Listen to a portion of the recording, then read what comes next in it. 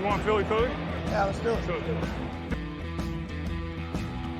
the middle and into the end zone. Zach Ertz for the touchdown. The Philadelphia Eagles are Super Bowl champions. Eagles fans everywhere, this is for you. Bonjour à tous, bienvenue pour cet épisode 22 du Fly Podcast Fly. On aurait aimé vous accueillir avec une troisième victoire d'affilée. Ça sera pas le cas, on vous accueille avec une défaite de division. Vous savez, parfois la vie c'est faire des choix. Ma fille, dimanche à 19h, m'a demandé si on regardait le football ou pas de patrouille. J'ai pris la mauvaise décision, j'ai pris le football et on se retrouve avec cette terrible défaite. Bonjour Loïc, bonjour Grégory. Salut. Salut Victor, salut Loïc, salut à tous.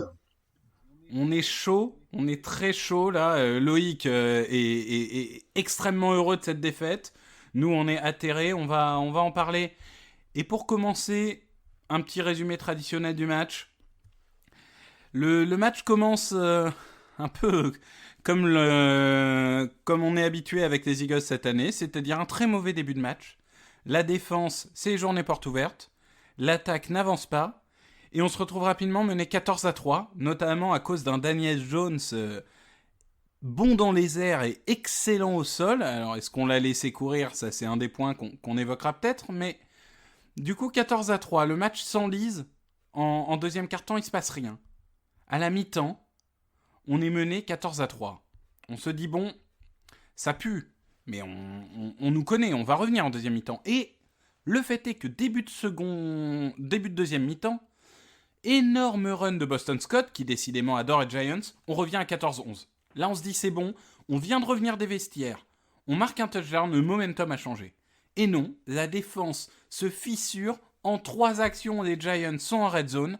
Touchdown, 21-11. Il faut tout refaire.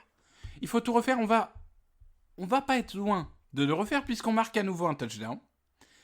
Et ce touchdown est intéressant, parce que donc touchdown de Corey Clement suite à un drive plutôt très bien mené. 21-17, et là, Doug décide. Alors, les analytics se disent pour, contre, il y a de débat, mais décide d'aller à 2 points. Et de pas, du coup, revenir à 3 points des Giants. Le 2 points est loupé. 4 points de retard, 21-17. On se dit, bon, c'est pas grave, on a le momentum, on va revenir. Échange de punt très courtois. Field goal des Giants, 24-17, on se dit, bon, 24-17, on est dos au mur. Il nous reste 3 minutes. Et ça va pas marcher. On va à nouveau être poussé. Les Giants marqueront un dernier field goal pour le plaisir. 27-17. Défaite rageante mais logique. Les Giants nous ont été supérieurs. On n'a pas su profiter des occasions. On a beaucoup de choses à dire. On va revenir sur certains points extrêmement importants. On laisse passer un petit jingle pour respirer et je laisse la parole à mes confrères.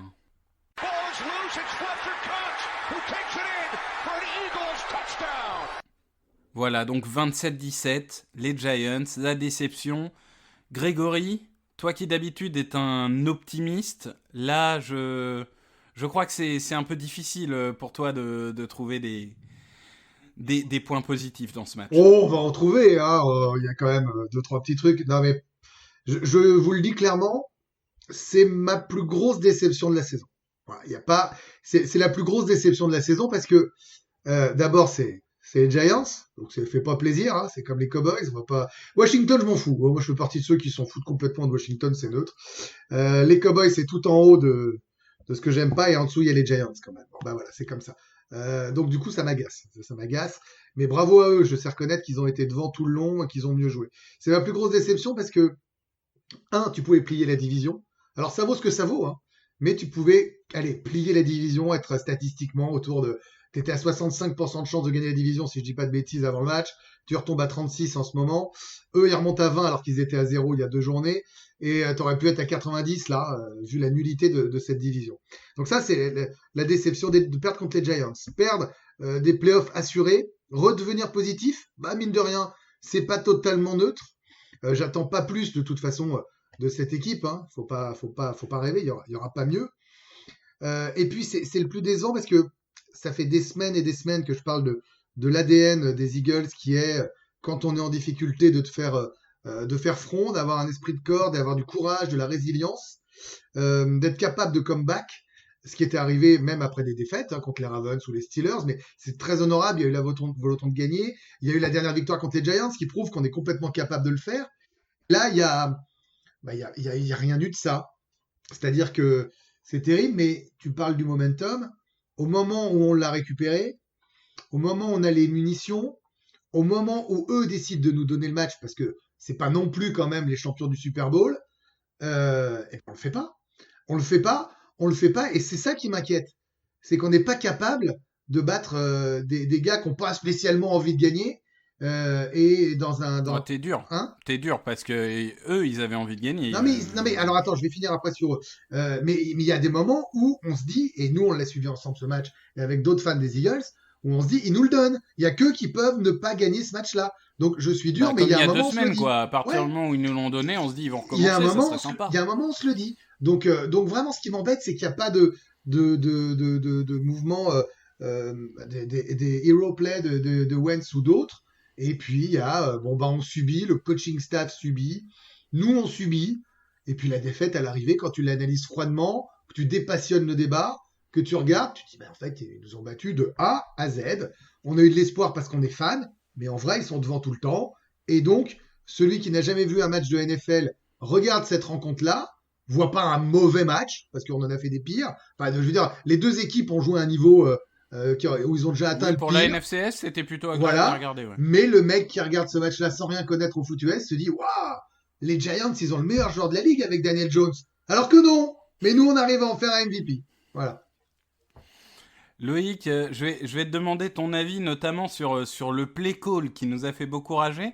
Et ensuite, on aura, spoiler, un avis extérieur sur la performance de notre équipe et le play call particulièrement. Dis-nous, Loïc, je sais que toi, bon, tu veux virer tout le monde, ça on est au courant. Mais là, principalement, le play call offensif et la fragilité défensive n'ont fait que exacerber ton envie. Bah là, en fait, tu te rends compte qu'ils ont eu 2 semaines pour préparer le match. Et bah, franchement, si on m'avait dit avant le match, il y a une des deux équipes qui a eu 2 semaines pour préparer le match, j'aurais dit que c'était les Giants, qui étaient bien mieux préparés, qui étaient mieux disciplinés. Comme dit avant, ils avaient plus envie, ça se voyait. Là, franchement, il y a des moments, je me suis dit que les joueurs des Eagles jouaient un match de pré-saison, hein. Pas un match de division, en tout cas. Après, concernant le play calling, bah, on voit les mêmes choses qu'on voit depuis 3 ans. Donc, à un moment donné, les équipes adverses savent très bien ce qui arrive. Il y a aucune surprise. Moi, ce qui m'a choqué le plus, c'est à quel point Wentz lançait sur Bradbury, alors que de l'autre côté, il y a un cornerback où j'ai vu beaucoup de fans des Giants se plaindre de ce cornerback depuis plusieurs semaines parce qu'il se faisait torcher par tout le monde.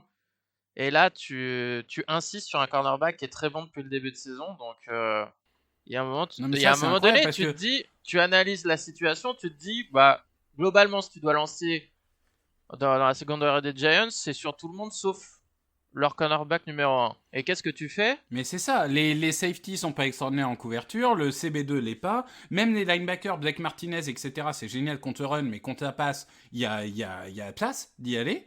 Et non, tu lances en 3e contre Bradbury, qui fait juste la saison de sa vie et qui est un des meilleurs cornerbacks de la ligue. 3e et même 4e tentative. 4e tentative, ils mettent Reagor en 1 contre 1 contre lui.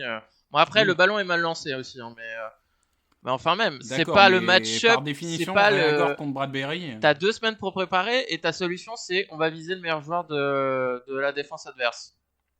D'accord ? Donc t'as fait quoi le reste des 2 semaines ? Écoute, oui, et puis, en fait, la défense aussi. mais la défense, c'est pareil. Le problème, c'est que c'est global, hein, parce que la défense.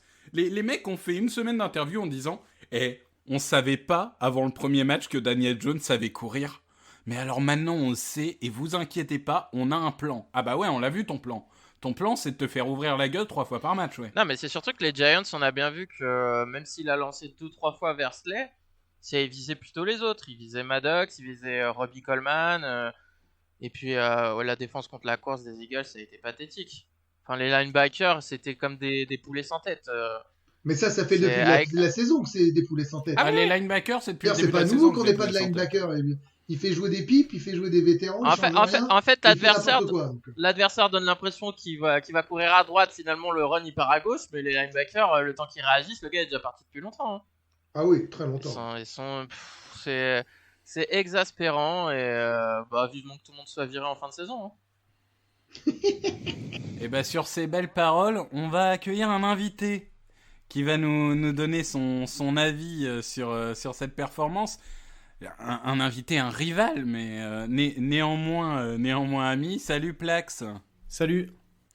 Plax, donc je te présente en 2 minutes, notamment pour ce qui concerne le football américain, tu gères le compte Twitter New York Giants FR. Bouh, Tu- bouh. Mais bienvenue quand même.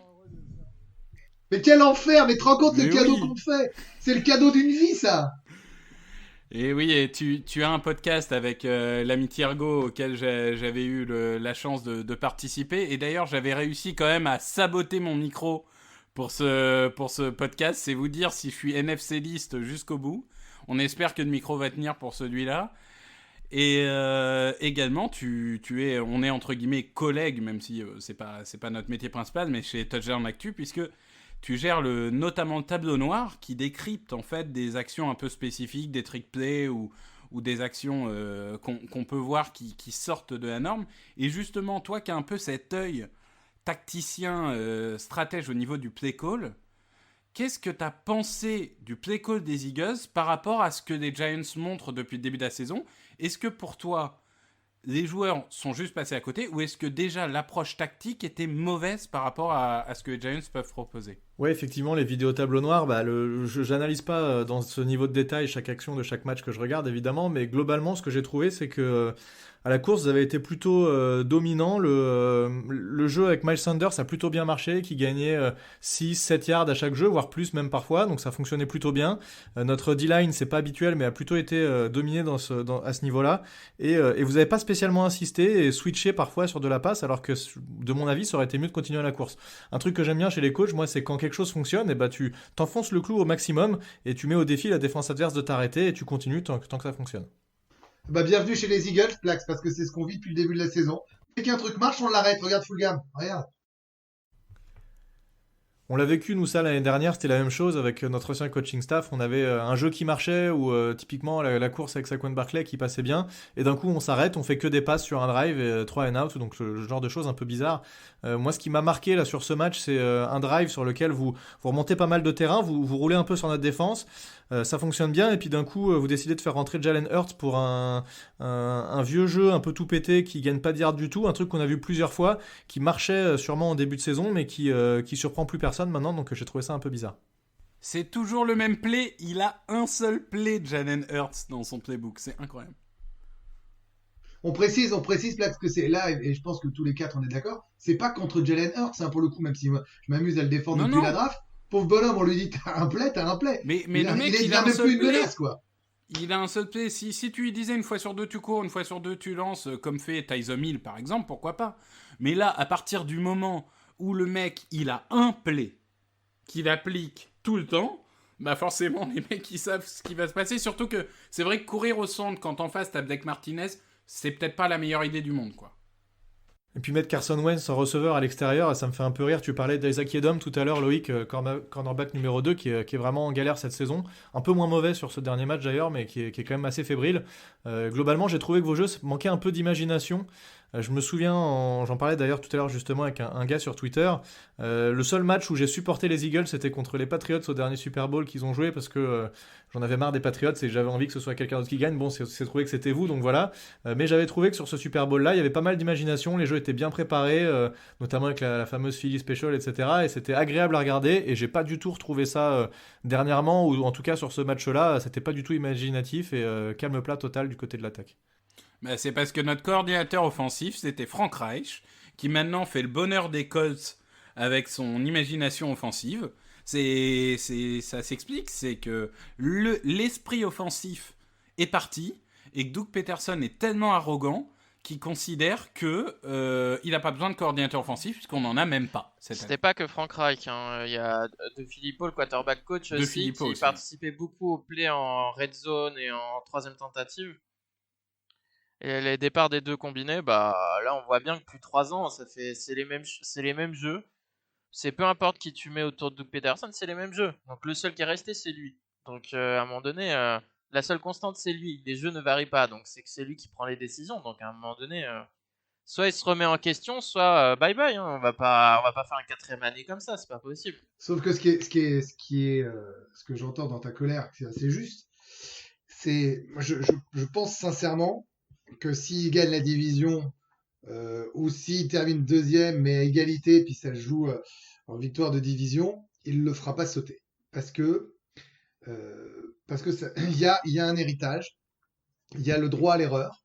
Je dis pas que je suis favorable à ça. Je dis, si je me mets dans la tête de Laurie, et que historiquement, dans ce sport et dans les autres, ceux que j'ai le plaisir de suivre ailleurs, il y a un moment, tu peux pas oublier ce qui a été gagné, ce qui a été fait et les flags que tu as mis dans ton antre.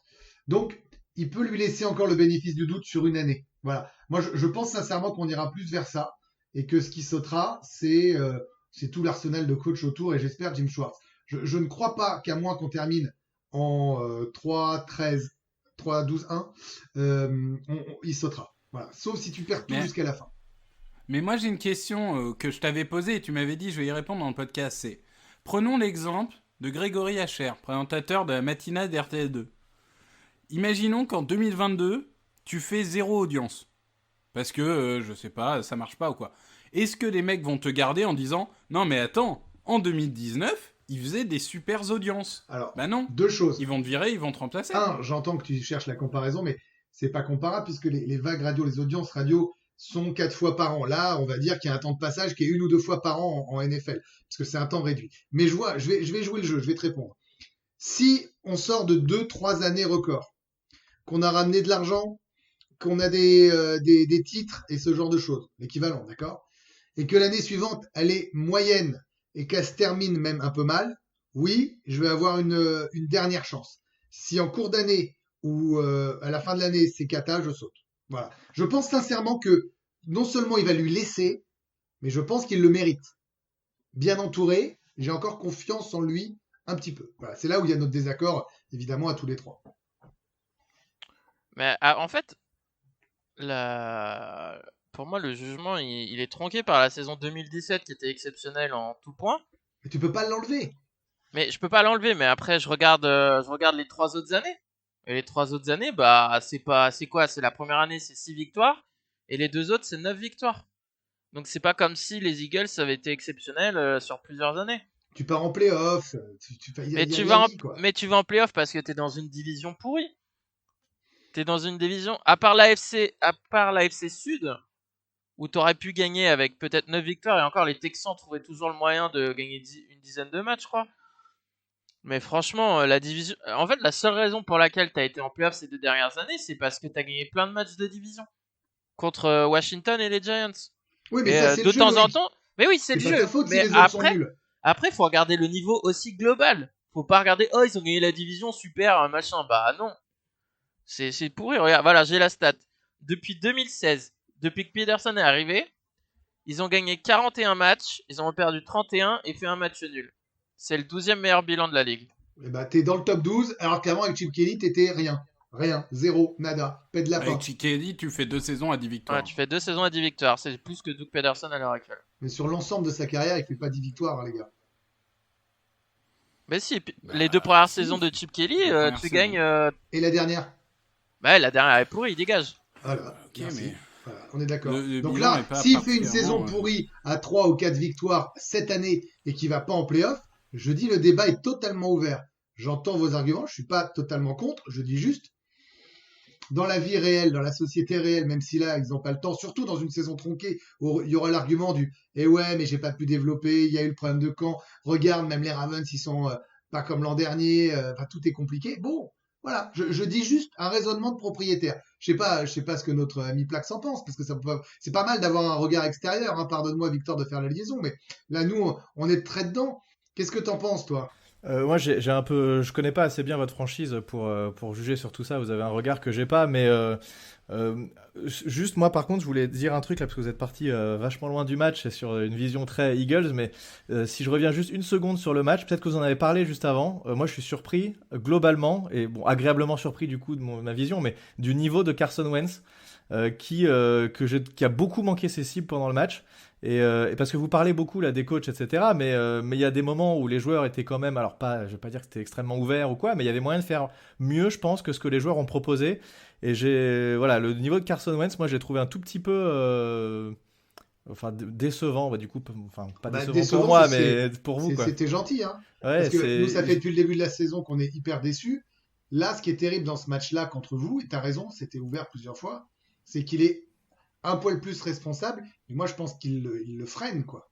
C'est-à-dire, je pense qu'il applique ce qu'on lui dit de faire, tellement il a ouais, ouais. peur, qu'il y a un manque de confiance et que c'est scolaire. Mais Et quand donc, il c'est lance pas le de... ballon qui arrive vraiment au-dessus du receveur, et là c'est un peu. Voilà, il y a quand même des bonnes actions. Il y a des moments, on voit, on retrouve le Carson Wentz des débuts, mais globalement, je l'ai trouvé quand même assez faible. Vous avez aussi fait beaucoup de pénalités, notamment en première mi-temps. Et en fin de match aussi, qui nous ont permis de gagner le match tranquillement tout à la fin. Même si nous aussi on en a fait plus en deuxième mi-temps, il y a un touchdown qui est refusé, une deuxième course de Daniel Jones, tu parlais des courses qui étaient ouvertes, et c'est vrai que c'est passé quand même 2-3 fois. Alors il y avait souvent le The End qui arrivait sur l'extérieur et qui, avant d'aller sur le running back, regardait quand même si Daniel Jones n'avait pas le ballon. Mais Daniel Jones l'a suffisamment bien joué pour s'échapper 2 fois. Une fois, il marque un touchdown et une fois, il en marque un deuxième, mais qui est refusé. Mais globalement, vous avez été aussi assez peu discipliné. Ça, je ne sais pas si c'est une de vos caractéristiques depuis le début de saison, mais ça, c'était. Il y a eu pas mal de. J'ai pas les stats exactement du nombre de yards que vous avez perdu sur pénalité, mais il y en a eu beaucoup. Donc, ça, c'est clair que à partir de là, c'est compliqué même si vous faites pas de turnover, ça forcément, ça se tirait une balle dans le pied, quoi. Ben moi là-dessus, je dirais que le truc, c'est que on a beaucoup de blessés sur la ligne offensive. Ça, c'est vrai. On a eu un moment dans la saison où on jouait avec un seul titulaire. Mais là, justement, par exemple, tu avais l'occasion, après 2 semaines d'entraînement, de remettre peu ou prou la même ligne offensive qu'au match d'avant, pour gagner un peu de stabilité. Et là, tu sors ton meilleur guard, Herbig, pour mettre Pryor et Opeta, qui sont 2 guards qui ont déçu cette saison. Et qui ont déçu dans ce match. Donc, la logique, et tu sors Malaita, qui a été plutôt correct en left tackle, pour remettre Peters, qui a 88 ans. Donc, il y a un moment, ces joueurs-là, en gros, depuis le début de la saison, on n'a jamais eu 2 fois la même OL sur 2 matchs d'affilée. Et donc, à un moment, quand les mecs jouent pas ensemble, ils sont pas coordonnés. Et tu parlais des performances individuelles des joueurs. Il y en a surtout une dont il faut parler. Et on parle d'un double All-Pro et triple Pro Bowler, c'est le centre Jason Kelce. Exactement, j'allais en parler, j'allais vous poser la question justement, qu'est-ce qui s'est passé ? Mais incroyable. Parce qu'il a eu des problèmes de snap tôt dans sa carrière, après ça s'est réglé depuis, il est même triple All-Pro, je crois. Je crois qu'il fait 17, 18, 19. Donc quand même, on parle d'un mec qui est censé être le point d'ancrage de ta ligne. Il a loupé 4 ou 5 snaps, mais catastrophique. C'est pas seulement loupé, c'est dans les lacets. Enfin, il y a un moment, tu peux pas en vouloir à Carson Wentz, à Jalen Hurts ou à d'autres de se foirer quand t'as un snap qui est aussi mauvais. C'est incroyable. C'est incroyable. Enfin, je sais pas, Greg et vas-y, Loïc, moi j'ai parlé avant, mais c'est vrai que Kelce, c'était notre cible. La performance de Kelce. C'était notre cible ce week-end. Hein. Non, mais pour revenir sur ce que disait Plax, les pénalités, c'était n'importe quoi. Mais le pire, c'est que c'était n'importe quoi en attaque, en défense et en special team. C'est pas. Surtout en équipe spéciale. C'est pas par exemple un DB qui à chaque fois faisait passe interférence ou c'est que là, il y en a eu pour tous les goûts en fait. C'est toute l'équipe dans son ensemble qui était indisciplinée en sortant de bail. C'est là. Non, mais quand tu vois le block in the back, le retourneur des Giants, il est déjà dehors du terrain. Il a déjà un pied dehors. T'es à 5 mètres de l'action et tu vas quand même pousser ton vis-à-vis dans le dos. Après, c'est fou. Il y a quand même eu une domination globale des special teams des Giants qui sont extrêmement fortes depuis le début de la saison. On a Graham Gano qui loupe rien et on a un punter, Riley Dixon. Je sais pas si t'as vu à un moment, je sais pas, il est sur ses 20 et il vous l'envoie, mais Non, mais c'est 71 yards. Incroyable. 71 yards. incroyable. Mais il mange quoi le matin, ce punter Je sais là, pas, parce mais en que- plus c'est un mec qu'on a eu des Broncos, je crois, en échange d'un 7ème tour, enfin un truc qui nous a coûté quasiment que dalle. Et le mec est monstrueux, mais aussi on est vachement discipliné, on est tactiquement ultra au point sur les special teams, avec un head coach qui était ancien qui était responsable coach de special teams des à Patriots. Voilà, ça aurait été dur de faire moins que ça, mais on a aussi McGahee qui est un très bon coordinateur des special teams. Mais globalement, c'est souvent, on met, enfin ça je le dis souvent, mais on met souvent les special teams un peu en retrait par rapport à l'attaque et la défense, mais c'est quand même ça qui souvent te donne la position de départ sur le terrain. Et quand tu as des special teams qui sont dominés ou un peu en dessous, bah, c'est compliqué derrière à l'attaque quand tu commences à chaque fois dans tes propres 15 yards de faire quelque chose. Donc ça aussi, vous n'avez Et pas été aidé par ça. D'autant plus qu'il y a une, entre guillemets, une petite surprise, c'est que quand on connaît le profil de Daniel Jones et de Carson Wentz, normalement tu t'attends à un festival de turnover. Là, il y a eu 0 turnover dans ce match. Donc lorsqu'il y a 0 turnover, rien pour te faire commencer dans le terrain de l'autre ou pour retourner le match, etc., c'est l'essence même du football américain, c'est un jeu de gagne-terrain.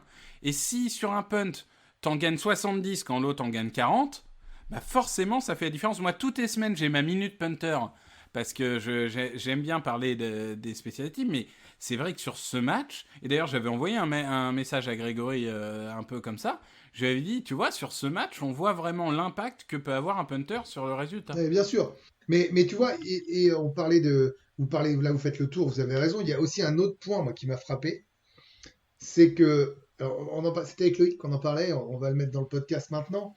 C'est que Miles Sanders fait son match, quoi. Tu l'as dit, Plaque, c'est lui qui vous ouvre. On aurait aimé qu'il court davantage. Mais après, quand tu regardes finalement dans le détail, nous, on s'est échangé plein de stats, plein de la feuille de match. En fait, tu t'aperçois que nos RB, ils savent pas bloquer. Il ne t'aide que quand il court bien. Il se passe rien à côté dans les autres Sanders a fonctions loupé cible. du running back. Et ça, en fait, c'est catastrophique parce que déjà que tu as un quarterback qui est pas en confiance, déjà que tu l'as mis en mode scolaire, mais en plus, si tu le protèges pas, parce que quand même, il n'est pas protégé, il faut dire les choses telles qu'elles sont, et qu'en plus, ceux qui doivent l'aider ne l'aident pas, bon, bah là, en fait, soyons clairs, hein, tu peux pas gagner un match de football américain. Même En si plus, t'es tu le point l'aides positif. pas à la réception parce qu'ils ont droppé, il me semble, vos running quelques fois dans le match aussi. Donc, Ah, moins 3-4 ballons. Donc c'est un peu frustrant, quoi.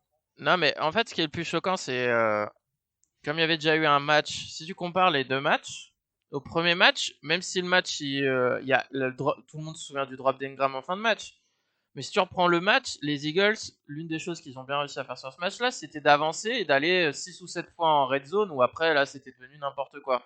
Mais là, sur ce match, ils sont allés quoi, une fois en red zone, je crois. Une fois. Alors que le running game marchait bien. Donc à un moment donné, tu te dis, mais en fait, c'est même pas ce match-là, c'est aussi celui d'avant contre Dallas. Ils avaient eu 10 jours pour le préparer. Et le truc, ça avait été une purge déjà. Donc plus ils ont de temps pour préparer un match, plus ils sont nuls. C'est quand même incroyable. Alors après, juste parce que vous parlez de ça aussi, juste avant que j'arrive, je vous écoutais un tout petit peu. Les Giants que vous avez joué là, c'est pas les Giants des 2 premières journées de saison. Clairement, il y a une évolution dans l'équipe. La O-line, il n'y a plus rien à voir. Ça a vraiment, vraiment bien progressé avec l'ancien coach de la O-line des Cowboys, Marc Colombo. Et c'est une équipe qui est vraiment transformée, qui joue avec de la motivation, qui est très bien coachée, qui a maintenant compris le cahier de jeu. Parce que un cahier de jeu, en plus, dans une période avec le Covid, comme on a eu là, ils n'ont pas eu trop le temps de le mettre en place sur le terrain, donc c'était compliqué. Et on l'a vu sur les 2 derniers matchs, il y a clairement, là on est entré dans la deuxième partie de saison, il y a une vraie évolution. Daniel Jones qui a pas fait de turnover sur ces 2 derniers matchs et qui a accepté de prendre des sacs. D'ailleurs, première action du match, je crois qu'on se prend un sac. Et donc, plutôt que de tenter une passe comme il l'a fait parfois, il voit qu'il va se faire saquer, il lance un peu trop vite et finalement c'est interception. Bah là, ok, tu acceptes le sac et la passe qu'il fait juste derrière, c'est un tracé skinny post pour Slayton qui met un first down directement. Donc il accepte maintenant ce genre de choses-là et il a bien protégé son ballon.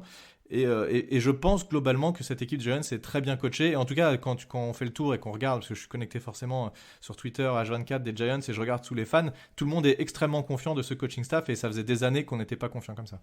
Non, mais là où tu as raison, je me permets de rebondir, et c'était un des points de discussion essentiels entre fans d'Eagles et nous, entre tous les 3 avec Victor et Loïc, c'est que, bon, bah, nous, on sait que la saison elle va être comme ça. C'est-à-dire qu'il y aura du courant alternatif, c'est-à-dire qu'on va pas perdre de 50 points, on gagnera jamais de 50 points, on va à peu près se mettre au niveau des adversaires, mais dès que eux sont un peu disciplinés, dès que eux progressent, nous, on progressera pas. C'est-à-dire que vous, c'est sûr, vous allez progresser dans la saison parce qu'il y a une certaine cohérence qui est en train de se mettre en place. Je vais pas répéter tout ce que tu as dit, mais ça, on le voit. C'est-à-dire que même en tant qu'adversaire, on le voit, cette progression. Alors, vous nous battez pas de 50 points, mais c'est mérité, c'est logique, le truc est là, tu vois. Et nous, on n'avance pas, on ne progresse pas, même avec une semaine de repos. C'est pour ça que, heureusement qu'on a ces quelques petites victoires d'avance, parce que si on démarrait la saison à 0, les compteurs à 0 et vous à votre niveau et nous à notre niveau, mais jamais, c'est 0% de chance de faire les playoffs pour nous. Bah attends, vous n'avez pas quelques victoires d'avance? Je crois qu'on a 3 victoires chacun, non? On a une demi-victoire. Voilà, vous avez d'avance. une égalité d'avance. Non, Vous avez des 3-5, défaites en moins. Non. on a une défaite en C'est moins ça, parce que une défaite et un nul. La bye week, vous avez le bye Ouais. cette semaine. Donc en fait, vous avez une défaite en plus que nous, on n'a pas joué, C'est ça. donc c'est une demi-victoire, plus le match nul Ouais. qui est une demi, donc on a une victoire d'avance. Mais par contre, vous êtes à 3-0 en division, parce que si je dis pas de bêtises, vos victoires, c'est Washington. Non, on a perdu contre les Cowboys. Et contre Washington. Et contre. Oui, non, 3. Non, on a trois- Ah non, pas Washington, 3-0, non, pardon, mais 3-2. les trois victoires sont des victoires de Oui, division. exact, tout à fait. Ouais. Donc ça peut aussi faire la différence parce que Ouais, bon, c'est vrai. Bah, les Eagles sont. 1-2. nous on a Deux. les Cowboys 1-2, et je des crois. Giants. Alors 2-2, on est à 2-2. On a perdu contre Ils- les Washington, on a perdu contre les Giants, on a battu les Giants et battu les Cowboys. C'est ça. Mais eux, Mais, ils progressent, c'est ça qui fait mal. Non, mais il y a une progression, il y a une cohérence. Enfin, je veux dire, clairement, il manque des choses encore, bien sûr, pour être une top team.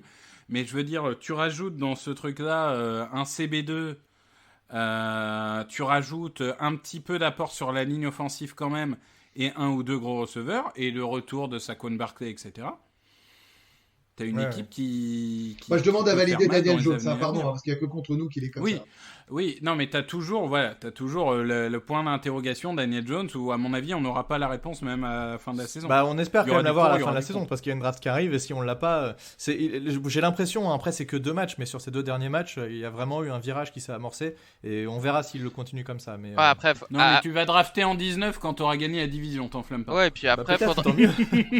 faudra voir contre des bonnes équipes aussi, parce que là, faire Ouais. des bons matchs contre la NFC, c'est déjà ça, mais Ouais, tout c'est le monde vrai. dit que c'est la pire division, et franchement, quand tu vois Bah, que les les 4 Eagles et les équipes, Giants, les quatre le équipes schedule ont- jusqu'à la fin de la saison il est terrible. les 4 équipes sont dans les 12 derniers bilans de la ligue, donc à un moment donné, voilà. Non, c'est sûr. C'est sûr. Bah, quand tu vois les leaders de division, que tu vois tous les trucs 6-3, 7-2, 8-1, 9-0 et que là tu vois 3-5-1. Ouais, mais au Après- moins on se marre et au moins c'est voilà. il y a- Ouais. Mais pour le coup, là on va vraiment battre.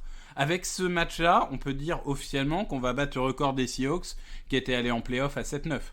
Je sais pas qui va en playoff, mais jamais il a cette Il peut victoire. faire 6-10. Moi je le vois à 6-10 celui qui. Ouais, mais nous, c'est Ouais. ce qu'on a pronostiqué depuis la semaine dernière. On a dit 6 Ouais. victoires pour Non, mais- le vainqueur de la division. 6 victoires pour le vainqueur de la division. Là pour moi, ça me paraît. Ouais. Ça me paraît vraiment être de maximum, quoi. Je sais même pas où on les trouve. Hein. En vrai, je sais même pas où on les trouve, nos 3 victoires. Bah, Même moi, l'optimiste de la bande. Washington, Dallas, Bah, et puis il faut en voler une. tu peux en voler une à contre soit aux Cleveland. Browns, Les Browns, soit, c'est jouable, les Browns. soit aux Seahawks. Les Seahawks en ce moment, parce que d'ailleurs, Browns et Seahawks, ça fait partie des adversaires qu'on a en commun.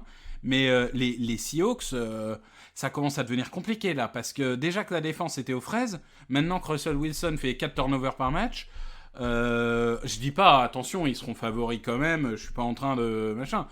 Mais il y a beaucoup plus la place contre les Seahawks qu'il y avait il y a 4 semaines. Enfin, Russell Wilson, il va juste se contenter de courir et il va traverser le terrain, hein. Oui, ça c'est un autre Parce que point. c'est vrai qu'il envoie cette saucisse interception alors qu'il avait le touchdown offert, hein, Russell Wilson. Mais là, quand même, pardon Victor, hein, mais moi je le signe tous les jours quand même. Hein. même en ce moment, hein, je te le dis. Hein. Non, mais bien sûr. Non, Mais, débat. non, mais bien sûr, mais là on parle d'un MVP, enfin d'un possible MVP. Voilà, c'est bon. Là, ce sera dur cette saison avec ces 2 matchs-là, mais globalement, si on se projette sur la NFC Est, Washington, il faudra encore du temps. Dallas, c'est Jerry Ward, hein, il trouve toujours le moyen de s'autodétruire.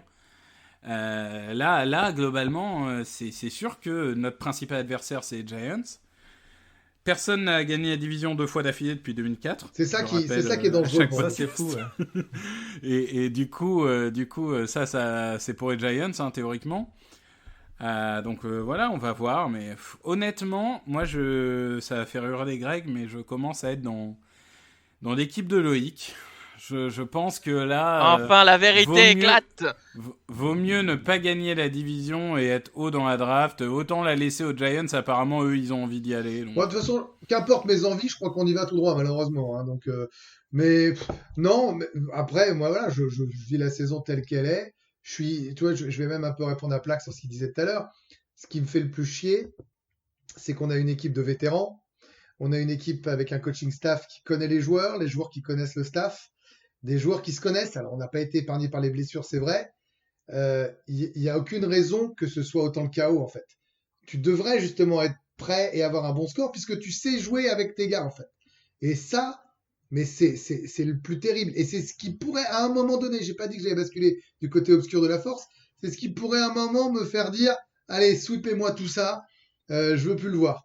Voilà, je connais les ressources de ces gars-là, je leur laisse encore 1 ou 2 matchs. Mais ils ont pas assez renouvelé l'effectif au fil des années. Ils ont voulu s'appuyer sur la base du Super Bowl. Et enfin, là, on va tout droit sur ce qu'on craignait à l'intersaison, c'est-à-dire la fin d'un cycle. La fin de cycle. La fin de cycle, faut renouveler les joueurs. Mais de toute façon, faut quand même. Il y a un truc qui illustre à quel point on est mauvais.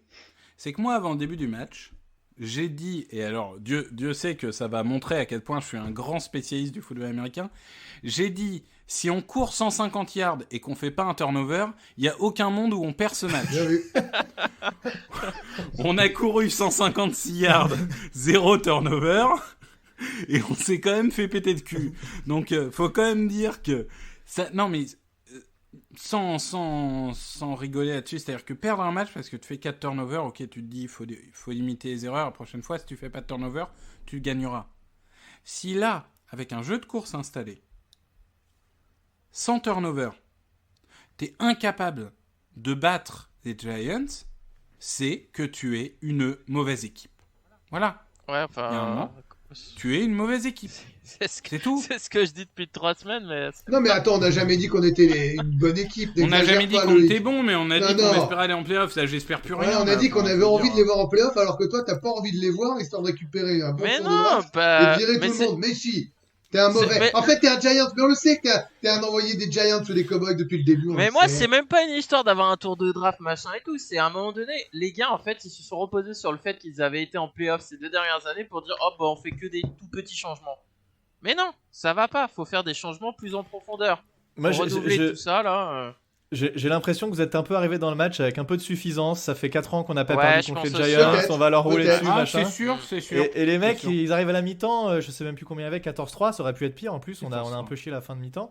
Mais vous êtes revenu avec de meilleures intentions quand même, où je pense que ça s'est un peu fait remonter les bretelles dans le vestiaire. Et par contre, Daniel Jones qui vous refait un énorme drive juste après votre TD, ça c'est un peu ce qui a coupé le... Ouais, mais Bah, on devrait pas le prendre. On en parlait. Parce C'est qu'on le prend le mot. en 3 lancés, on est. Mais parce que vous jouez de la manne, je sais pas Non, mais- pourquoi, mais votre Ca- coordinateur défensif il décide de jouer que de la manne. Bah qu'est-ce que tu fais? Tu C'est envoies une tes- pipe, Bah oui. carrière de spoil, c'est une énorme pipe, il faut le Non, dégager mais dans la seconde. le truc, c'est ce qu'on disait avant que tu arrives, c'est qu'au moment où on revient des vestiaires, on marque un touchdown 14-11, moi je me suis dit on peut récupérer le Clairement, momentum. là. moi j'étais pas bien à ce moment-là du match. Ouais. Non mais tu te dis on a récupéré le momentum. Et là, mais en 3 courses, tu te dis bien, il y en a une, je sais plus, je crois que c'est Seton, il y en a une, c'est Tate, Ouais, voilà. c'est ça. Vous remontez le terrain en 3 actions. Il y a un mec dans la conversation des fans des Eagles qui dit fais chier pour aller célébrer le touchdown, je vais aller me chercher un café. Je reviens, ils sont en première Mais rigole. c'est vrai, mais c'est c'était vrai, ça, mais quoi. c'est vrai. C'était ça. En fait, c'est là que C'était tu perds le terrible, match quoi. quand tu y repenses. C'est là que tu perds le match et c'est là où vous le gagnez. Bien sûr. C'est ce. Si Mais tu bien fais un sûr. stop là, Mhm. je Si pense. tu fais un stop peut et que tu gagner. repasses devant, Ah ouais, c'est c'est fini. sûr, oui, je pense qu'après Non, c'est mais plus compliqué. après, le problème, c'est que en fait, tout le match, t'as eu l'impression que Doug Peterson, il lisait mal le match, en fait. C'est-à-dire que quand le run marchait, tu sais pas pourquoi il changeait à la passe et il insistait sur la passe. Et quand la passe marchait, que Wentz commence à trouver le rythme, comme tu le disais tout à l'heure, Plax, et qui d'un coup il met Hurts, il se remet à faire des courses qui marchent pas, tu te dis mais qu'est-ce qu'il fait? Ça marche, ils arrivent pas à l'arrêter, bah continue jusqu'à ce qu'il arrête, comme tu disais, ouais, c'est... Attends c'est- que la défense te batte et une fois Mais que c'est tu ça. t'es fait attraper, là tu changes. Mais il n'y a pas de raison de s'arrêter si tu gagnes 10 yards à chaque. Là où je vais rejoindre Loïc, c'est que peut-être pour une fois là sur Pederson, c'est que c'est de l'ego en fait. C'est que Mais à c'est force ça, à vouloir dire, moi je suis un génie créatif, ce qu'il n'est pas clairement, de vivre sur le fili-fili et de se dire, je vais les surprendre non-stop. Bah, le problème c'est que tu te tires une balle dans le pied parce que tu n'as plus de cohérence Mais tu parles de jeux comme le Philly, mais où t'as vu un jeu comme ça aux Eagles depuis le début de saison?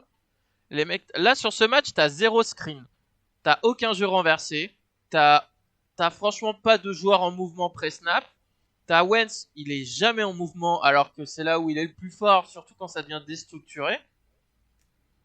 Mais qu'est-ce que tu fais, quoi? Tu as eu quelques jeux du receveur qui part de la droite, qui passe derrière Wentz et qui arrive à lancer sur la gauche et le jeu se lance à ce moment-là. Parce que ça a marché contre nous en fait. Et souvent, les spécialistes disent que la NFL c'est copycat league et quand quelque chose marche contre une équipe, tu vas refaire la même chose la semaine d'après parce que généralement l'équipe a pas trop eu le temps de s'adapter. Et il y a eu 2-3 fois ça, mais en fait je regardais, je me dis mince, ça on va se faire avoir, ça on s'est fait avoir la semaine dernière. Et en fait c'est un paix foireux et ça donnait rien du tout derrière. C'est là où Agolor me manque pour les Rivers. C'est quand même dingue d'en être arrivé là. Ouais, ou alors Greg Ward qui était quarterback en high school, tu peux lui faire lancer la balle, ça pourra pas être pire. Non mais c'est terrible, et il y a une stat dont on n'a pas parlé, mais qui est une stat très importante dans le foot américain, les troisièmes tentatives, 0 sur 9. Chut. 0 sur 9. Laisse-nous. Et attention, parce qu'à la fin du match, c'est des third and long, mais les 3 premières, c'est 3 et 1, 3 et 2, 3 et 1. On parle pas de trucs infaisables. Donc aujourd'hui, il y a la fois où Wentz il tombe tout seul. et il y a quand même à retrouver dans le power tanking de demain sur Touchdown Actu, évidemment l'action où Wentz s'autoplaque. Je pense qu'il était un peu jaloux de Daniel Jones. C'est ça ma théorie. Il s'est dit, tout le monde a parlé que de Daniel Jones pendant 3 jours parce qu'il s'est viandé tout seul sur le terrain. Moi aussi je veux mon moment de gloire. Moi aussi je veux me viander tout seul. Vous allez voir, je vais le faire à ma manière. C'est dommage, il n'a pas fait le fumble. Ça aurait été encore plus beau s'il avait fumble la balle en même temps. Mais non, mais 0 sur 9, tu ne gagnes pas un match de foot américain en faisant 0 sur 9 en troisième important. Et en quatrième, vous êtes qu'à 1 sur 3 ou 1 sur 4, je crois aussi. Oui, bah, de toute façon, en quatrième, on est à 5 sur 20 sur la saison. Mais pourquoi alors, vous lancez sur Bradbury le moment le plus important du match? Vous pouvez encore faire quelque chose. Comme tu disais, Loïc, tout à l'heure, il lance sur Bradbury qui juste il lève le bras puis ça passe pas. Mais surtout contre Egor, parce que limite Bradbury, ce qu'il aime pas, ce qu'il aime pas d'instinct, c'est plutôt les receveurs physiques. Donc au pire, tu lances un 50-50 Fulgham ou Jeffrey, je considère quand même que c'est une mauvaise idée. Hein. Mais si vraiment tu veux lancer sur Bradbury, tu lances un 50-50 sur un gros body genre Fulgham ou Jeffrey. Tu lances pas une course comme ça de Régor, bah forcément Bradbury il tend le bras, il dévie la balle et merci, au revoir. Ouais, encore si le ballon est mis où il est censé mettre, et Agor a une chance, mais là il lui met dans le casque. Non, mais Plax a très bien dit, Vance, sa mécanique est cassée, hein. Il y a une passe sur 3 qui est pas au bon endroit. Non, la seule question c'est est-ce que c'est lui qui s'est auto-cassé par ses performances de début ou est-ce que le coaching staff, et j'ai tendance à croire que là ça, pour que la mécanique de lancer soit pénante, ils l'ont brisé. C'est hein. quand même grave. Le coaching staff est en train de casser plusieurs joueurs. Même si les joueurs sont responsables, hein. Ils ont leur part de responsabilité bien évidemment, mais le coaching staff, que ça soit Wentz, que ça soit Elliott le kicker, que ça soit Nate Herbig, là ils viennent de casser en le benchant. Non, Herbig a priori il avait une douleur à un doigt. Oui, il avait une douleur au doigt, ouais d'accord. Ouais, bref, c'est ça. Mailata aussi, tu sais pas ce qu'ils foutent. Jeffrey, ils veulent le faire jouer de plus en plus, mais t'as envie de dire pourquoi faire. Davion Taylor, notre 3e tour, ne joue toujours pas. Non. Sean Brady, notre 6e tour, ne joue toujours pas. Draftes Kevin Wallace, notre 4e tour, ne joue toujours pas. Tu draftes un quarterback, mais au final, tu lui demandes qu'une seule chose, c'est de courir. Donc en façon, gros, t'as pas confiance en ce qui lance la balle. Donc, non, mais de toute façon, pour être sûr de pas faire jouer les rookies, on ramène des Vinny Curry et tout, qui ont 74 ans, mais les Eagles, c'est devenu un EHPAD. Hein. C'est incroyable. C'est pas bon l'EHPAD en ce moment, on change de sujet. Ouais. On va pas aller en playoff, ça c'est sûr du coup. Est-ce que j'ai le temps de vous poser une petite question Vas-y. Est-ce que c'est normal que Wentz il court jamais? Il est plus lent qu'Eli Manning ou... Non, attends, mais Wentz il a couru les années précédentes. Je veux dire, il était capable. Il fait des choses hyper comme le QB sneak, il le fait mieux quasiment que tous les autres quarterbacks de la ligue. Et en course, il est capable de trouver des. Je te dis pas que c'est Michael Vick, mais enfin, je pense là, ils vont tous te répondre. Mais moi, je te dis, il est capable de courir, de faire des 6, 7, 8, 10, 15. Parfois, il l'a déjà fait. Ils le font plus. Il avait fait le premier match plus loin. contre les Giants en fait. Ouais, mais j'irai plus loin, c'est que Vance, il y a 2 choses qui marchaient très bien. Et c'était notamment les jeux out of pocket, que ce soit qui finissent d'ailleurs par une course ou une passe. Les jeux out of pocket marchaient. Cette année, on ne le fait pas sortir de la poche. On le fait jouer comme un pocket passeur, ce qu'il n'est pas. on bride son inventivité. Lui, en plus, cumule les erreurs, ce qu'il ne faisait pas les années d'avant.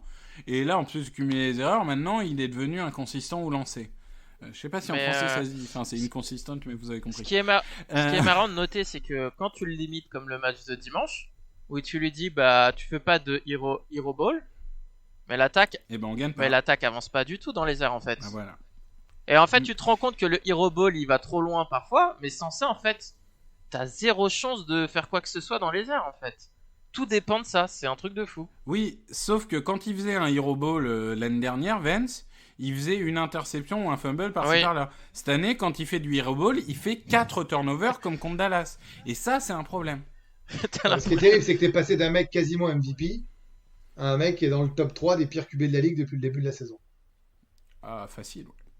C'est ça qui est fou. Autant Daniel Jones, bah tu t'attends pas à grand chose parce que bon, bah voilà, au contraire, tu peux Daniel Jones, c'est le meilleur quarterback de la tu division. peux t'amuser en te disant, ah, mais je comprends qu'il ait de l'espoir. Regarde, je comprends moi qu'ils se disent, attends, Oh, ça fait mon 2 matchs là, qu'est-ce qui se passe? Je vais peut-être avoir un QB. En fait, limite, je t'envie parce que comme je leur ai dit, moi j'ai tellement investi sur Wentz. Le mec m'a coûté en maillot, en figurine non ouverte, en dédicace, en En carte. carte, en Et carte. qu'est-ce que je vais faire de tout ça? Moi, il y pense, ce fils de chien, qu'est-ce que je vais en faire? Non. Le mec, il a dépensé un PES sur Carson Putain, Wentz. qu'est-ce que je vais faire de tout ça, moi? Victor. Il t'a même pas gagné un Super Bowl pour l'instant en plus. C'est même pas- Bah, j'ai fausse Ah, quand c'est... même. ah, T'inquiète pas, ça- alors il nous a ça, quand même- alors ça Attends, c'est quand- petit là. Ça, Quand c'est il pas se blesse, joli, il est à ça. 13-1 quand même. Donc si on est premier de conférence, c'est un peu grâce à lui. Non, non, mais, Mais- je et réponds d'ailleurs, pas à le cette attaque. Je vous interdis de répondre à cette phrase. Le meilleur QB de la ligue, c'est pas Daniel Jones, hein. Non, oui. C'est Alex Précisons. Smith. La division. Non, Ah bah c'est. c'est Dak Prescott qui est. Non qui est mais Dak blessé, Prescott le il est pauvre. blessé, mais en ce moment c'est Alex Smith et Daniel Jones c'est pas loin derrière. Non, Daniel Jones sur l'année. Enfin, Alex Smith la semaine dernière, Il a lance fait 2 3 matchs. interceptions Ouais, il fait 3 dégueulasses. Non, attends, il fait 3 interceptions dégueulasses la semaine dernière. Bon, bah, Faut pas cette te- division est nulle. C'est officiel. Ah non, mais on est nuls, hein. Ça, on est solidaires. Mais c'est marrant, c'est que les mecs sur la discussion, bah, Loïc et Plax y sont, hein. Mais sur la discussion des franchises NFL FR sur Twitter, les mecs, ils essayent de me chambrer sur le fait que les Eagles perdent. Je leur dis, mais les gars, mais perdre, c'est devenu notre rythme de vie. C'est quand on gagne des matchs en NFCS qu'on est déstabilisé, on comprend pas ce qui se passe. Moi, je suis pas prêt. Ah, je veux Je suis dire, pas prêt pour être un fan des Lions. Hein, je vous le dis. Hein. Il y a On aucune a chance, hein. on a gagné 2 matchs hors division. Et je dis les 4 équipes. C'est-à-dire que nous, on a battu l'équipe C des 49ers et les Cowboys ont battu les Falcons dans le plus grand choc de ces 10 dernières années.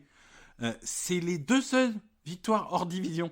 Tout le reste, on s'est fait taper. Alors oui, il y a eu... Mais par non, exemple, il y a eu les Giants, victoires Ils ont été encourageantes. pas loin contre les Bucks, etc. Non, les défaites encourageantes. Ah les Ouais, défaites il y a eu encourageantes des- putain. Il y a- Non, c'est attends, ça, t'as le on droit. Et tu cumule perds les de moins de défaites 3 points contre encourageantes. les Ravens et les Steelers. Pardon? Oui, ça Super, s'appelle comme ça, super, merde. Super. Mais t'as quand même perdu. Oui, d'accord, mais. Tu pourras acheter un petit trophée à la fin de la saison. Oui. On a presque Moi, On battu. va mettre une plaque. On a perdu de 3 points contre les Je Steelers. maintiens que C'est bien, cette ça. équipe est capable. Je maintiens que cette équipe se met au niveau de son adversaire et que donc la semaine prochaine contre les Browns, on prendra pas une raclée, on gagnera pas largement, mais on est tout à fait capable de gagner. Voilà. Mais de toute façon, c'est la NFL. Hein. Quand on voit que les Jaguars ont failli taper les Packers, de toute façon, on le sait. Hein, Mais plus que jamais cette logique année. d'un match, tu peux toujours gagner un match. Mais la NFCS, quand même, semaine après semaine, défie les lois de l'impossible, quand même. Donc, Non mais de toute façon, si tu veux gagner un match, il faut déjà que tes joueurs ils aient envie de jouer et de gagner, ce qui n'était pas le cas dimanche. Donc voilà. Voilà, ils l'ont Non, mais ils l'ont attends, eu 5 minutes. je me mets la week 12 pour savoir combien la NFCS va avoir de défaites. Ah merde, bah non, mais Dallas et Washington s'affrontent et les Giants sont en repos. Bon, bah, c'est pas grave. On va porter tout seul les espoirs de cette division en se faisant ouvrir par Nick Chubb. Voilà. Et Karim Hunt. Apparemment, il y a tous les espoirs reposent sur nous. Donc, non, mais enfin, honnêtement, là, ça devient ridicule. Enfin, moi, toutes les 2 semaines, je fais sur Touchdown Actu le power tanking. Enfin, j'ai même plus envie de parler de la NFCS. Enfin, je pourrais en parler toutes les 2 semaines, mais il y a un moment, ça sert à quoi? Franchement, enfin, il y a... tu peux plus rien faire. Bon, Tu peux plus après, rien faire. dites-vous qu'on rentre dans l'histoire tous, main dans la main. Ah oui. Ça et ça, les gars. historique. C'est pas neutre, hein. Rentrer dans l'histoire C'est comme clair. ça. C'est beau, on y va tous ensemble entre ennemis. Ça, c'est beau. On accueille même des fans des Giants dans notre podcast. Mais je veux dire, on vit une année historique. Ah les bon, on copains. en a plus rien à On foutre. vit une on est année tous historique. solidaires On vit un maintenant. truc qu'on vivra jamais. Tu vois ce que je C'est veux le dire? Covid, c'est 2020, Attends. c'est n'importe quoi. Moi, j'ai une question pour Plax, puisqu'il est là, et puis qu'on a fait le tour, et puis qu'on va pas répéter notre notre colère Oui, 250 fois. On finira sur une petite Ouais, preview des bah Browns. voilà, juste c'est le après. petit on fera le preview tout à l'heure des Browns, mais comme il est là, en toute objectivité, Plax, C'est qui dur, va j'ai du aller, mal, qui ça. va gagner la division? C'est impossible de répondre, franchement. Je veux pas savoir, je veux une réponse. Sinon, on coupe tout de suite ton Qui jeu. va gagner la division? Ouais, mais si je dis les Giants, tu vas dire que je suis pas objectif. Non, alors non, je non, sais bien pas quoi sûr, t'as le répondre. droit de Ah le non, dire. mais moi, Moi, je que pense les qu'on a Giants, moyen de gagner. Honnêtement, maintenant, c'est peut-être que je parle un peu trop vite parce que on a entamé un espèce de tournant dans notre saison, mais on est à la moitié du virage, on va dire. Si on confirme sur les 2 prochains matchs, il y a moyen. Je pense que c'est possible. Mais comme tu disais tout à l'heure, Victor, je pense que c'est entre nous et vous. Ça m'étonnerait que les Redskins, même s'ils ont montré des trucs intéressants avec Alex Smith et tout, bon, ça reste quand même pas. Ils sont neutres en fait, on s'en fout de jouer contre eux, ils perdent toujours contre tout le Ils ont monde. même de plus toute de nom, façon. hein, tu les appelles les Redskins. Ah mais oui, ça pardon, marche les Washington Football, l'équipe de football. Mais ce sera soit vous, soit nous. Aujourd'hui, je dirais que nous, on est dans une vraie progression, alors que vous, c'est plus une stagnation à un niveau que vous avez. Donc, si on continue comme ça, tu vois, si tu fais des courbes, en fait, je dirais qu'on a plus de chance. Maintenant, ça La va courbe tellement des vite dans la Eagles, NFL. elle est comme ça. Hein. C'est même bah, plus en- de la en fait, tu vois, stagnation. on stagne c'est, pas, on coule. Les on courbes, coule. les courbes, elles se sont croisées en C'est fait, et ça. nous on est passé au-dessus là, voilà. Donc, mais ça peut très vite s'inverser. Donc aujourd'hui, je dirais les Giants. Maintenant, dans 2 semaines, peut-être que je dirai autre chose. Après, en fait, les Giants, l'important, ça va être de gagner des matchs hors division maintenant. Parce que de toute façon, si t'en gagnes pas hors division, tu t'as quasi aucune chance de gagner la division. Donc, Non, mais c'est ça. C'est ça. de toute façon, il y a bien quelqu'un qui doit gagner la division. Hein. Donc, C'est ça. Bon. Personne n'en Eh veut. ben, je pense qu'on a fait le tour. Un grand merci à Plax. De rien. Merci, Plax. Et Merci de m'avoir puis, invité. on va débriefer, on va faire une petite preview du match de la semaine prochaine. Ok, salut tout le monde, bon courage. Salut. Bonne chance avec votre Salut. franchise. Salut.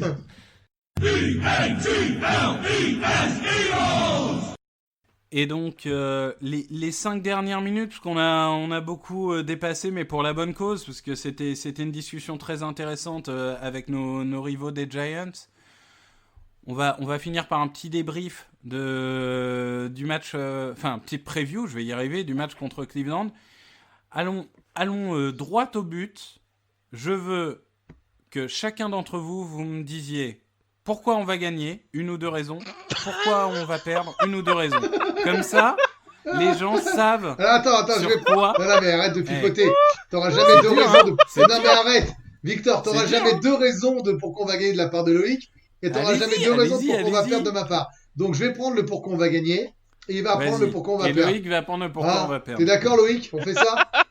bah, on va gagner parce que le Covid va gagner de l'autre côté. Hein. Je vois pas d'autre solution. Ouais, le Covid est en train de leur a fait fermer les locaux. ouais, Alors, pour ça, qu'on c'est la va gagner. première explication. Merci, Avec un peu de chance, tous les titulaires vont être out. Ça, c'est notre meilleure chance. Ça, Je c'est- je suis en train Et- de pleurer de rire, j'en peux plus. et que Schwartz, tout en allant bien, tombe lui aussi malade. Bon, bah, ça, c'est les raisons d'espérer. Maintenant, plus sérieusement, parce qu'on a été capable contre les Steelers et les Browns de faire des bons matchs contre des équipes qui jouent bien au foot. Les Browns sont moins bons que les Steelers, et les Ravens. Il n'y a aucune raison qu'on soit pas capable de les battre. Et je prendrai l'exemple d'un match de l'an dernier, je crois, ou d'il y a 2 ans, vous allez me redire, quand on va gagner chez les Bills, alors qu'ils sont censés être soit à notre niveau, soit un peu meilleurs, L'année et dernière, que c'est ouais. un match, c'est peut-être le match le plus fluide et le plus abouti de la saison, en fait. C'était le meilleur match de la saison dernière. Et donc, ouais. je ne sais pas pourquoi, ce n'est que du feeling. Vous vous foutrez de ma gueule la semaine prochaine ou pas, ou vous me direz bravo. Dans les 2 cas, j'accepterai. Je sens que ce match contre les Browns ressemblera au match contre les Bills. Voilà. Allez, Loïc. Et ton feeling là, c'est le même que t'avais quand tu nous as demandé le prono contre les Giants au milieu du 3e Non mais quart-temps. un prono, c'est un prono en cours de match. Là, c'est un feeling une semaine avant. Voilà, c'est une petite Allez, humeur. Loïc, Non, mais- explique-nous, là. Fais-toi plaisir, c'est ton moment. Non mais Tu peux expliquer pourquoi on va perdre. là pour contrer un peu les arguments de Greg, faut pas oublier que les Ravens ne sont pas si bons que ça. On est en train de le voir semaine après semaine. Ils viennent de perdre contre les Patriots qui sont pas spécialement très bons. Donc voilà. Les Steelers, mais non. pardon, excuse-moi sur les Steelers, j'ai pas entendu du coup. Ah bah t'as pas d'argument parce qu'ils sont très bons. Bah les Steelers, si tu regardes tous leurs matchs, franchement, à Ah, part c'est- le dernier non, où mais- ils ont Les Mec, Steelers. Ouais, non, mais c'est vrai Non, mais qu'ils sont que à 9-0. ils se mais foutent de c'est notre vraiment gueule. ridicule, quoi. non, le mec te Enfin, dit je veux ils gagnent dire- que de 3 points, ils sont à 9-0. Oh non, mais Non, mais vraiment, Loïc, les mecs, les ils sont qu'à mais ça y est, 9-0. Non, mais on vient de attends, comprendre. ils ont fait Les un mauvais Eagles, match non, mais contre les Victor, pardon. Cowboys. Le mec, il t'explique. Les Eagles seraient à Non, mais il est 9-0 incroyable. avec Loïc qui voudrait virer le coaching staff parce que les victoires sont à l'arrache. Non, mais c'est bon, là. Ah non, mais franchement, moi, je comprends pas parce que les Ravens et les Steelers, c'est vraiment des pipes. Ah ouais. Je comprends On pas. va pas à c'est- MVP une équipe à 9-0. Alors là, je comprends pas. Vraiment. Non, T'es un pourquoi génie, on va t'es un perdre génie. Pourquoi on va perdre? Déjà, on va se faire rouler dessus par Chubb et Hunt, que ça soit à la course et à la passe. Non, on avait dit ça les autres fois et ça nous était pas arrivé contre des grosses Bah équipes. écoute, on verra. Ouais, Et ils sont vraiment Et faibles. je crois que Myles Garrett est disponible, donc il va défoncer Jason Peters, ça va être une boucherie. Ça va être les funérailles de Jason Peters à la télé. Non, et puis je pense que Carson Wentz est cassé, donc le coaching staff n'est pas capable de se remettre en question. Donc non, je pense que ça va finir en 30-21 pour les Browns. 30-21. Et moi, je dis qu'on gagne 34-14. 34. Non, je déconne complètement, je fais exprès. C'est juste pour faire rire. Wow. Je vois. Non, Non. en vrai, 21-17. Allez. Et moi, j'ai Moi, j'ai. Oui, une question Loïc. pour vous. Est-ce que vous pensez que les Eagles vont réussir à mettre au moins 30 points dans un match cette année? Non. Bah, 30 points offensifs, non. peut-être. 30 points. 30 points. 30 points. on s'en fout de Peut-être. comment. Bah, comptez. Ouais. Peut-être en fin de. Ouais, peut-être contre les Washington, Cowboys, les Cowboys. Washington, s'ils sont. Mais Ouais, mais après, moi, je rejoins Loïc hein, sur les deux points forts. Je trouve que les Browns s'impressionnent sur le jeu de course. Alors, pas tellement à cause des coureurs. Enfin, si, à cause des coureurs. Chubb est extraordinaire, mais surtout la ligne. Enfin, je veux dire, Conklin, depuis son arrivée de Tennessee, de Tennessee, il est excellent. Jedrick Wills, c'est très bon. Les deux au milieu, alors je confonds toujours leurs noms, il y a Traiter et Taylor, je crois. Le JC Traiter, c'est le centre. Donc voilà, enfin c'est vraiment des joueurs, qui sont excellents sur la ligne, notamment au jeu de course. En passe, c'est un peu plus compliqué. Ouais, j'ai retrouvé, donc c'est ça, c'est JC Traiter au centre et Wyatt Taylor et Joel Bitonio en guard. Et après, oui, Myles Garrett, et TJ Watt, c'est un peu les deux candidats aux défenseurs de l'année. S'il nous fait aussi mal que TJ Watt nous avait fait mal, ça va être compliqué, mais Myles Garrett, c'est l'équivalent de tendre un gros steak devant un lion affamé, il risque de le bouffer assez rapidement. Ouais, c'est nous le steak. Hein. Et, ouais, c'est Jason Peters, ce steak. et la cote est à combien pour un jeu de plusieurs jeux renversés de Jarvis Landry ou Jarvis Landry qui lance la balle La cote est à combien pour on fait une action de plus de 25 yards? Non, mais à la passe. Non, mais je veux dire, tu peux en faire plein des cotes. Non, hein. mais sinon, Bon, pour résumer le match en une phrase simple, ils ont des playmakers, on n'en a pas. Si on en a, mais qui sont pas au niveau et qui sont mal coachés. Pas pareil. bon, c'était un peu déstructuré, mais c'était C'est sympa. pas grave parce que C'était sympa. c'était à l'image de ce match contre les Giants, ça méritait d'être Ouais, déstructuré. c'était bonne ambiance. Bah. Et Loïc, là, on l'a vu rigoler, ça fait du bien de voir rigoler de temps en temps. Ouais, parce qu'il est content, on le rejoint de plus en plus. Ah bah, Toi, t'as quasiment là, franchi la ligne, et moi, mais j'ai il y un avait début deux d'orteil. victoires d'affilée. Le mec, il se prend le Covid, il est blanc, il parle plus, il est fatigué. Là, il y a une défaite, il est revenu. Hein. Là, c'est bon. Non, là, mais il est reparti pour toute la comme saison. dit Greg, je vais bientôt pouvoir monter une secte des gens qui veulent se débarrasser d'Howie Roseman et de tout le monde là. C'est bon. Bref. Les gens me rejoignent. Bon. Je vais prêcher la parole. Eh ben, merci, messieurs. Merci. En conclusion, j'ai envie de dire que pour nous préparer à la draft, maintenant, je vais lancer un nom de joueur à chaque conclusion du podcast pour que les gens aillent le regarder. Parce que c'est un joueur qui va être potentiellement pris entre 10 et 20. Et je me dis, ça peut donner une lueur d'espoir aux gens. Donc, on va commencer avec Winnipeg, le Edge de Michigan. Donc, je vous laisserai aller regarder. Qui est avec Grégory Rousseau sûrement le Edge le plus prometteur de cette draft. Si vous en avez marre d'Eric Barnett, allez regarder des vidéos de Winnipeg. Voilà. Bon, bah merci messieurs. Merci. Bonne journée. Merci à tous les deux. On se retrouve en grande forme la semaine prochaine. Et on débriefera cette victoire flamboyante contre les Browns. 4-5-1, frérot. Ouais. Et si vous êtes Mazo, n'oubliez pas d'envoyer Eagles au 36-37.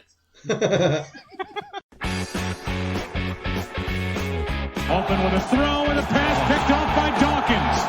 Brian Dawkins with the interception. And Dawkins is down to the 10.